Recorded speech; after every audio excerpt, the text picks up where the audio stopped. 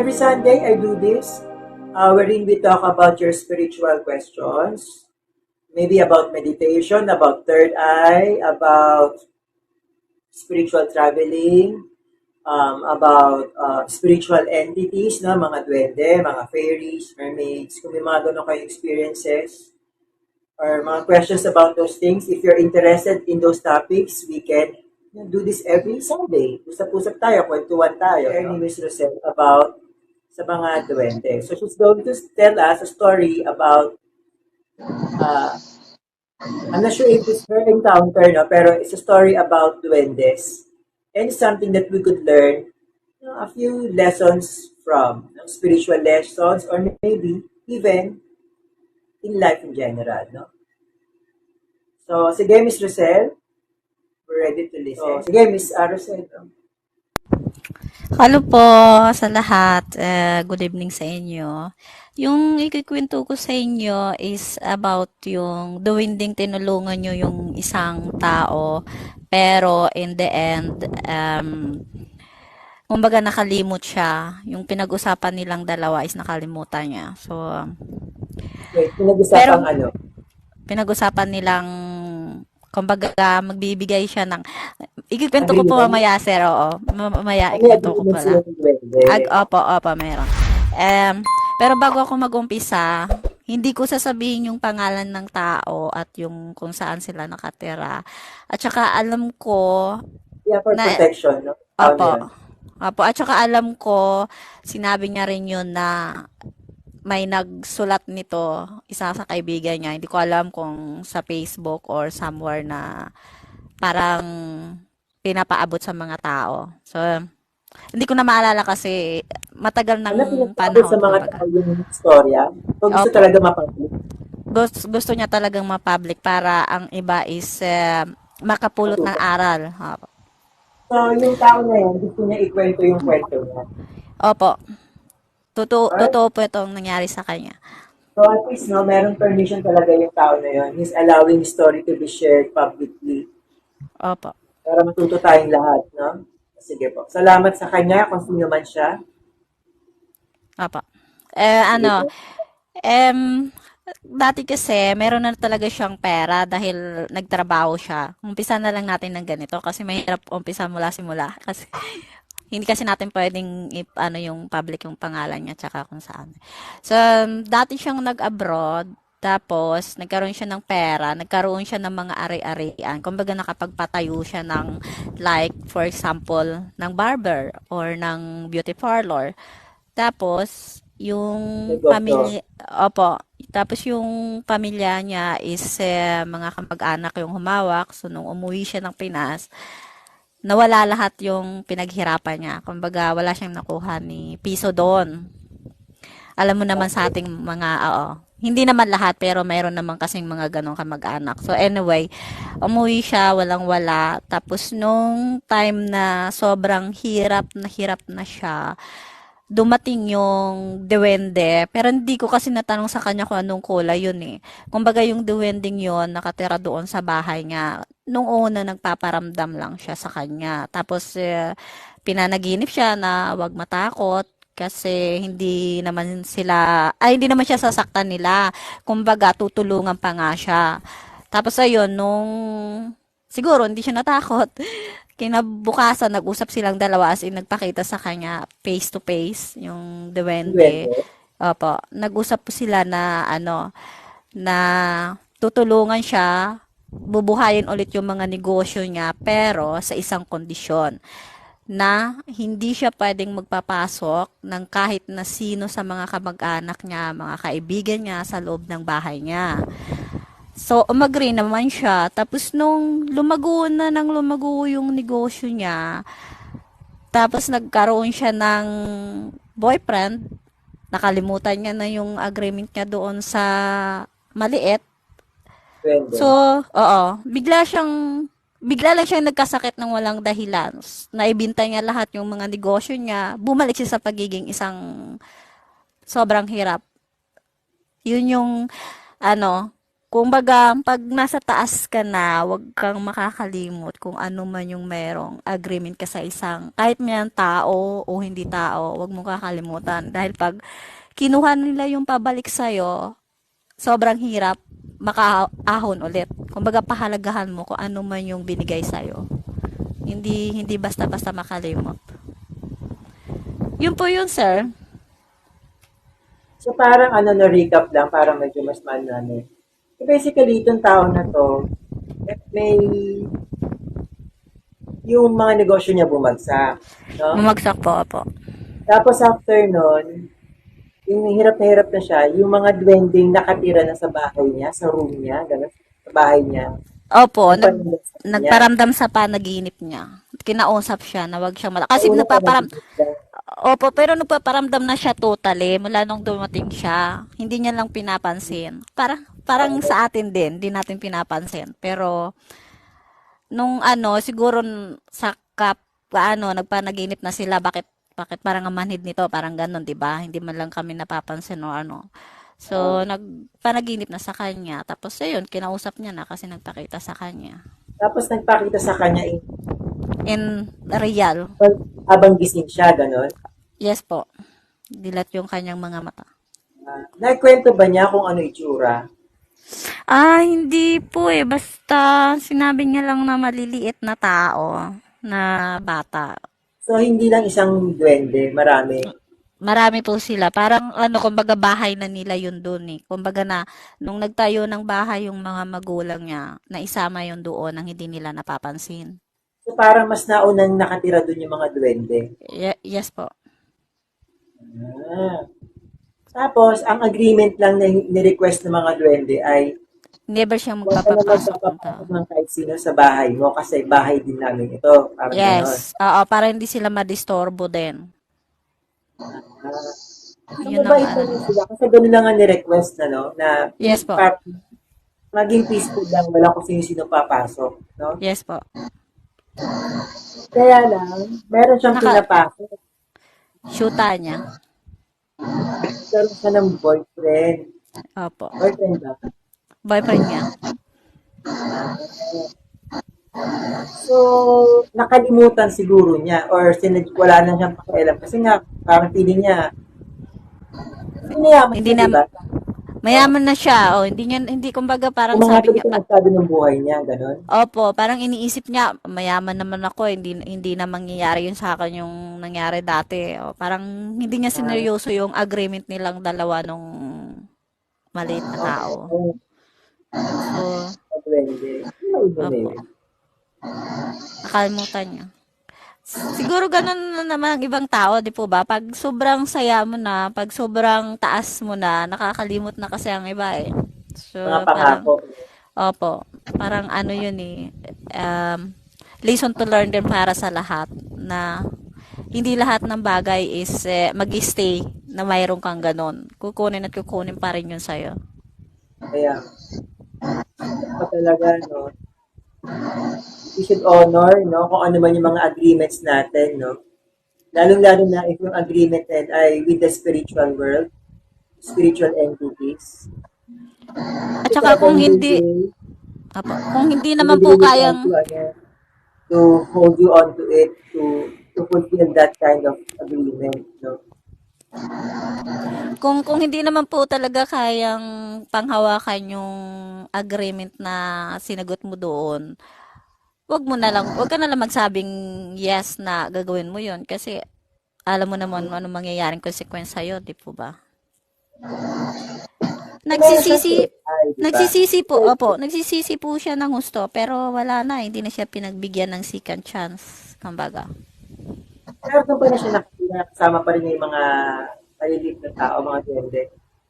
Iyon po ang hindi ko natanong kung nandun pa rin siya, kasi parang nawindang din ako nung nagkwento siya, so, Oo. Ah, yun, ano, marami um, kasi kami nung nakaupo nung kinikwento niya yon, so parang, ang iba hindi naniniwala, nakatingin lang, so, yung kwento niya sa inyo yon, wala na siyang kayaman. wala na, ano na siya nun, hirap na. Kumbaga, tamang ano lang, yung tamang nakakakain lang sa isang araw, minsan hindi pa. Oo. Napapaiyak nga siya noon nung kinikwento niya yun eh. So, Oo nga. Guys, totoo kasi yan, ano, sometimes there are gnomes who are actually, sometimes there are spiritual entities who are willing to help a human being, especially if nakita nilang deserving naman yon. Pero yes, uh, sometimes meron silang requests, no? Na sila ganito, ganyan, ano. And we should honor those parts of the contract, yung mga usapan. Kasi yun yung parang energy exchange mo dun sa blessing na ibibigay sa'yo. Yung spiritual support na ibibigay sa'yo, there should be something, there should be some form of energy exchange and of course, accountability. Parang being responsible din on you doing your part of the deal. No? So, ang request lang nung 20 na yon, mga yung community of 20 na yun sa kanya ay protect our property. Huwag ka magpapasok ng kung sino-sino. Very simple request. No? And nag-fulfill naman sila ng promise nila, di ba? yes Pero po. yun nga, kamusta naman yung ginawa ng tao, di ba? So, yun. So, good kaya ano no? There are a lot of good opportunities coming to us. But sometimes, no? Sometimes we forget unang-una to thank God, to show gratitude, especially to those people who have helped us na mag-improve yung ating buhay, no? Oo nga, sana nag-ibang bahay na lang siya kung gusto niya magkaroon ng ano, di ba? Kumbaga, doon naman na lang yung sacred yung bahay na yon. Hindi niya kasi No? naisip yun eh. It's just for him and for him or for her, no? Kasi I don't know pala. Uh, Kumbaga, sa tao na lang na yun, no? For that person and doon sa kanya mga friends, di ba? Oo, di ba? Kumbaga, leave that place in peace. Kumbaga, tapos i-maintain na lang niya, no? Pwede. Tapos Kung pwede naman naisip niya siya po. sa ibang bahay. Siguro yun nga kasi Kung, parang naisip niya, ito na eh. Kasi iba kasi guys, no, after mo talagang tulungan, and once they got the benefit already, no, kahit naman sa mga transactions ng tao, di ba, nakakalimot talaga tayo dun sa ating pinangako. Kapag, lalo na kapag, unfortunately, na nakikinabang na, nakakalimutan natin yung naitulong ng ibang tao sa atin. Nakakalimutan natin na magpasalamat, nakakalimutan natin na ito pala meron akong kailangan isukli sa kanyang kabutihang loob o sa tulong na ginawa niya sa akin. No? Kaya nga di ba sabi, yung mga taong sumuporta sa iyo sa baba, huwag mong kakalimutan talaga. No? And surely, that would lead to your downfall. No? Especially kapag punong-puno ka na ng pride, feeling mo, ano ka na, untouchable ka na. No? So, napakaganda nung na-share na story ni Miss Rosel. Marami tayong mapupulot doon, no? Whether naniniwala tayo sa duwende, kasi I know not everyone here naman ay maniniwala doon. Pero, regardless, there's a story, I mean, there's a lesson there, di ba? There's a lesson there to be learned na if you made a promise or if you made a contract with someone, make sure you will fulfill it until mag-expire yung contract, yung agreement nyo. Di ba? Ganun dapat yun. Hindi yung kapag okay na, satisfied ka na, nakuha mo na yung para sa'yo, Kakalimutan mo na isang tao, paano naman yung siya, di ba? That would be so unfair. No, we have, si Miss Lian, di ba, making sense naman siguro yun, ano, parang napaka-basic na concept yun. You have to do fair, especially if there's a Hi, Ida! conflict. Di ba? Yes po. Totoo, sir. No? So, yun. Kaya nga, I'm always promoting yung idea of energy exchange. No? Sa healing, no? Or sa any spiritual service, no? Kasi guys, you have to understand, a person, another person, bawa, isang tarot card reader, isang energy healer, that person is basically assisting you with your current problem. No? Whether you're just simply seeking an advice. Now, in the first place, why are you seeking advice? Because you cannot address it on your own. So, you need someone's help. Diba? Opo. So, pag ganon, you should honor the service. You should at least say thank you. You be kind. And if meron ka namang ability to give back, give back.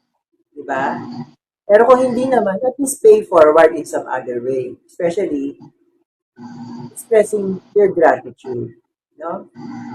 Kasi, if you are not able to give the proper, yung respective energy exchange in any transaction,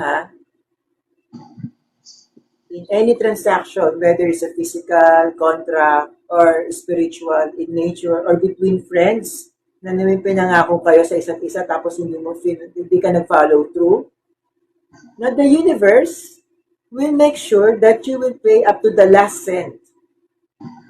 Or micro cent, kung meron mang ganun, Kasi the universe will try and will seek to find balance in everything.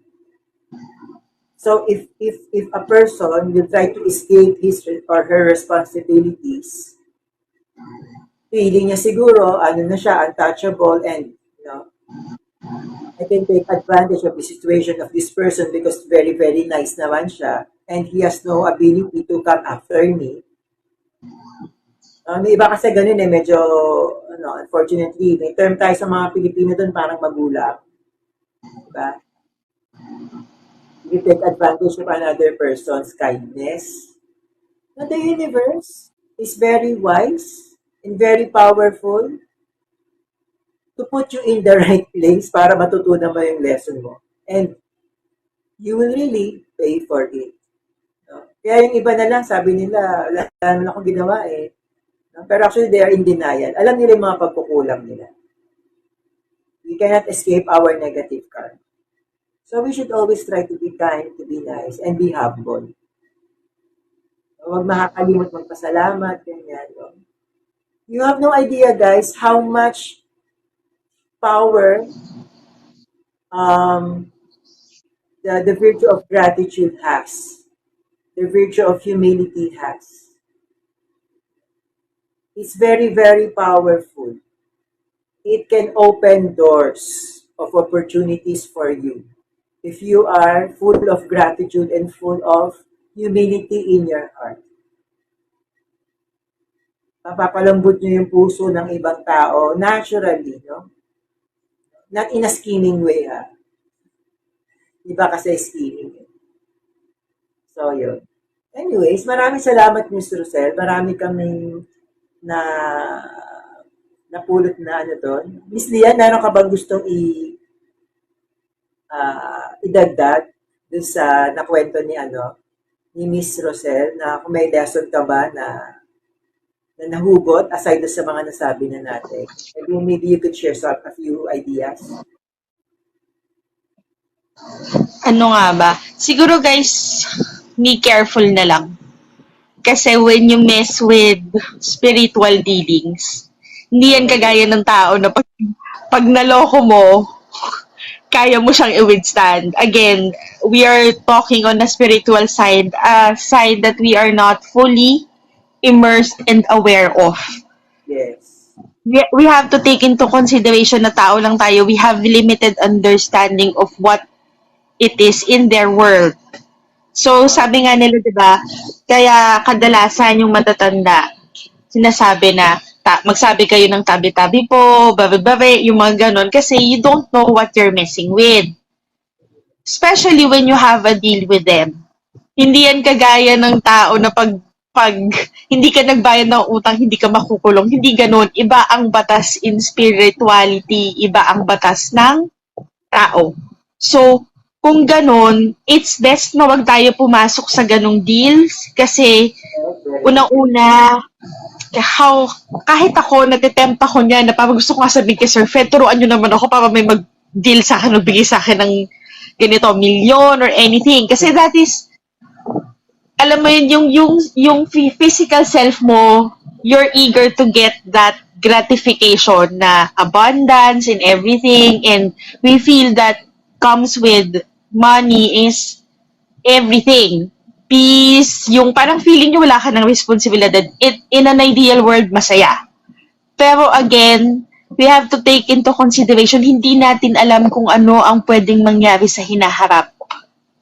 How sure are you na kaya mong panindigan yung deal na gagawin ninyo sa spiritual world? Yun lang. Isipin nyo lang yun. Kasi hindi nyo alam, baka mamaya you're going into a bargain na kayo pala sa dulo ang hindi makakatupad. Kayo din ang mas mahihirapan.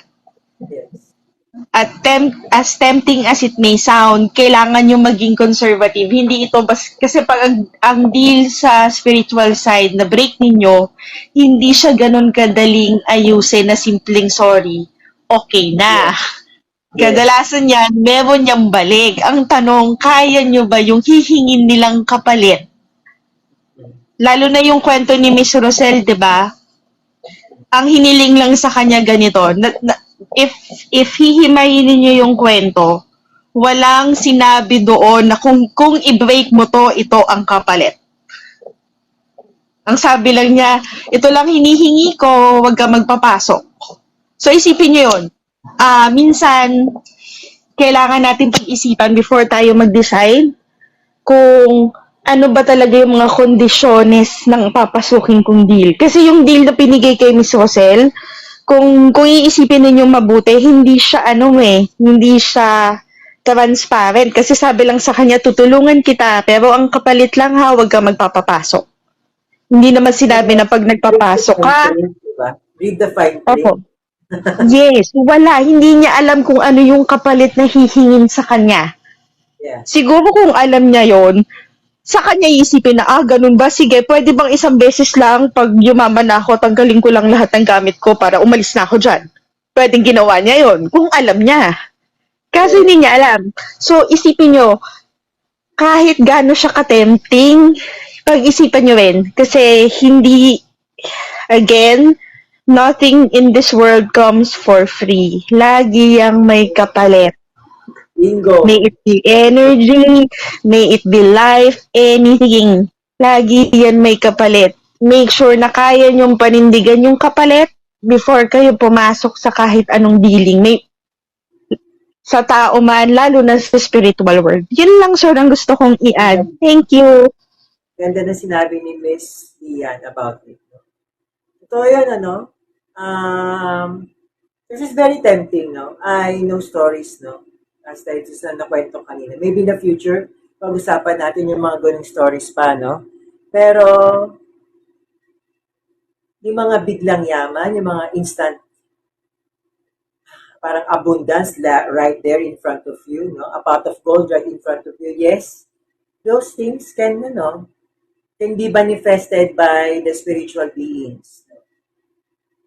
And as tempting as it is, let's say a pot of gold talaga nagpakita sa'yo, huwag mo talagang kukunin, huwag kang kukuha. Kasi once na hinawakan mo pa lang yun, most of the time, automatic yun, meron ka ng kontrata.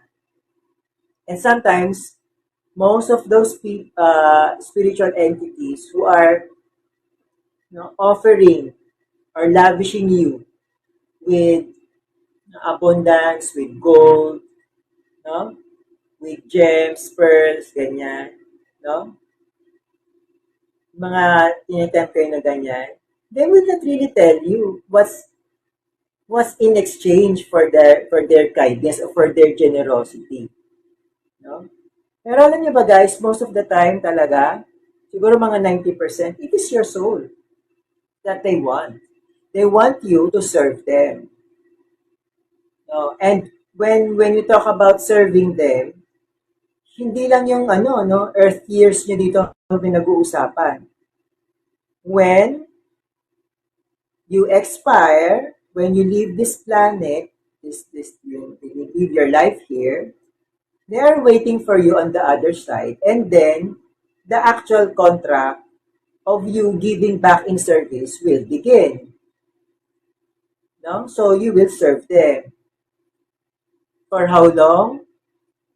Siguro mga hundreds of years. You will be under their influence, under their power, until magkaroon ka ng enough karma or parang may maawa sa'yo na very powerful being to free you from that negative contract. No? So we have to be careful. Don't be tempted with all of the riches they are going to offer. Why don't you just work yung legit way of working without you asking for those kinds of things na parang assistance nila. Yung honest hard work. Tapos, kasi pag nakita naman ni God that you are very honest, that you're really very masipag, industrious, no? Tapos, you're building enough good karma, God will directly bless you. And God is our creator, the most powerful being. Diba?